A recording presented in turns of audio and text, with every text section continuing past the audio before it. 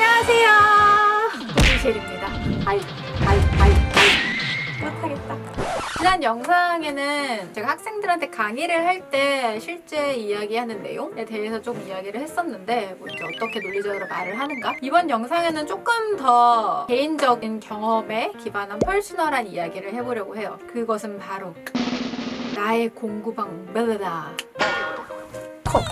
그래서 오늘의 주제는 나만의 공부 방법을 찾자. 이 이야기를 생각하게 된 계기는 일단 저 자신도 공부를 하는 데 있어서 나에게 가장 잘 맞는 방법이 뭔지를 좀 늦게 알게 됐었어요. 그래서 좀 그 전에 많은 시간에 굉장히 오랜 시간 공부를 함에도 불구하고 성적이 잘 나오지도 않고 공부하는데 피곤하기는 하고 이런 것들의 반복이었는데 나에게 잘 맞는 공부 방법을 좀 알게 된 이후로는 좀 효율적으로 적은 시간에 많은 양의 공부를 하고 그리고 결과도 좀 더 좋게 나오는 경험을 했던 적이 있어서 뭔가 이 배짱TV를 구독하시는 여러분들도 나에게 맞는 공부 방법을 찾아서 적은 시간 공부하고 좋은 결과를 내고 더 많은 시간을 즐길 수 있는 배짱이 같은 삶을 살았으면 해서 오늘 이 이야기를 해보려고요. 자, 그래서 나만의 공부 방법이 도대체 뭘까라고 하면 사람이 지식을 습득하는 데 있어서 여러 가지 방법이 있는데 우리가 책을 읽을 수도 있고 수업을 들을 수도 있고 혹은 내가 말을 하면서 그렇게 할 수도 있고 아니면은 요새 새로운 방법으로는 유튜브 같은 영상을 통해서 새로운 걸 배우는 사람들도 있죠.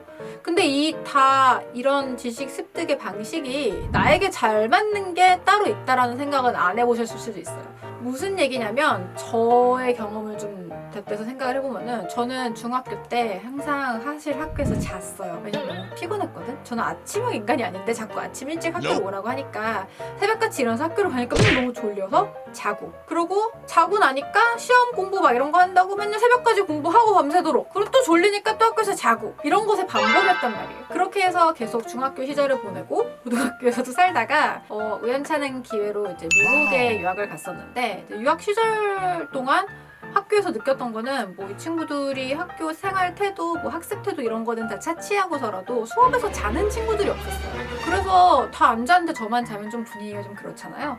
그래서 저도 안 잤죠. 어쩌다 보니. 그래서 그렇게 1년을 학교에서 보내고 다시 한국 학교로 돌아갔는데 이제 또 곳에 사람이 참 간사하죠. 그 습관이 들어서 학교 수업 시간에 이제 안 자기 시작을 한 거예요. 그래서 안 자기 시작을 하고 수업을 듣고 뭐 깨어 있으니까 수업을 듣고 공부를 하고 시험을 보니까 나 이거 시험 성적이 더 잘 나오네? 라는 거를 알게 된 거지. 그래서 왜 그랬나 생각을 해봤는데 알고 보니까 저는 뭔가 소리로 들었을 때 그게 내 머릿속에 남는 비율이 훨씬 높은 사람이었던 거예요. 그래서 나중에도 뭐 대학 가서도 그렇고 수업을 듣고 시험 공부를 하고 시험을 보는 거랑 수업을 듣지 않고 시험 공부를 하면은 그 공부 시간이 더 길었다고 해도 성적이 더 안 나오더라고요. 그래서 나라는 사람은 소리로 누군가 말하는 걸 들었을 때 그 지식이 머릿속에 오래 남고 그게 내게 되는 그런 사람인가 보다를 되게 늦게 알았던 거죠. 근데 어쨌든 그거를 알고 나니까 그 다음부터는 공부하는 게 훨씬 수월해졌어요. 왜냐면 수업만 잘 들으면 시험 공부하는데 시간을 더 많이 쓰지 않아도 시험을 더 잘 볼 수 있었으니까. 그래서 내가 어떤 방식으로 공부를 했을 때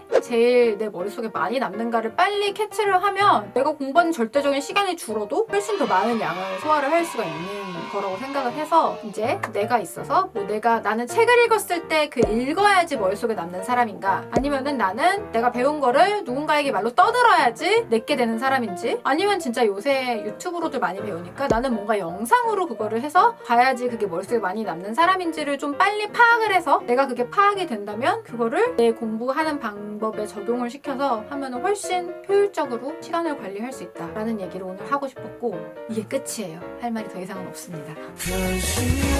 맞다.